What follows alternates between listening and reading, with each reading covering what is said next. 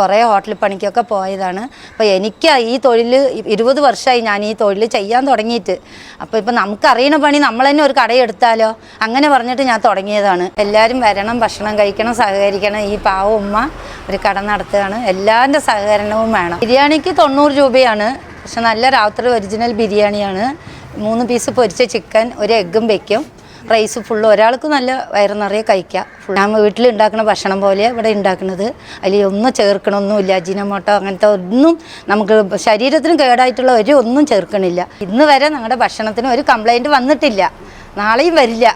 അങ്ങനെയാണ് കൊടുക്കുന്ന ഭക്ഷണം. കൂലിപ്പണിക്കാർക്ക് ഒരു 90 രൂപ പറയുമ്പോൾ വേഗം വന്ന് ബിരിയാണി വാങ്ങാം. 100-150 ആകുമ്പോൾ അവർ ആലോചിക്കും ബിരിയാണി കഴിക്കണോ കഴിക്കണ്ടയോ എന്ന്. ഇതാകുമ്പോൾ 90 രൂപയിലേ ഉള്ളൂ. താത്ത ഞങ്ങൾക്ക് രാവിലെ തന്നെ ബിരിയാണി പോകുമ്പോൾ പറയും, അവരെടുത്ത് വെക്കി പറയും.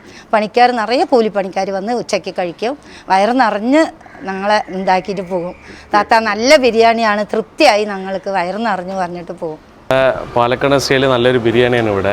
എൻ്റെ വീട് തൊട്ടന്നെയാണ്, സ്ഥിരം കസ്റ്റമറാണ്. ഞാൻ ഗൾഫിലെ വർക്ക് ചെയ്യണത്. പക്ഷേ ഇവിടെ വരുമ്പോഴൊക്കെ ഇവിടെ മേടിച്ച് ഈ ബിരിയാണി കഴിക്കും. നല്ല ടേസ്റ്റുള്ള ബിരിയാണി. താത്ത ഒറ്റയ്ക്കായിട്ട് നടത്തുന്ന ഒരു ബിരിയാണിയാണ് ഇവിടെ.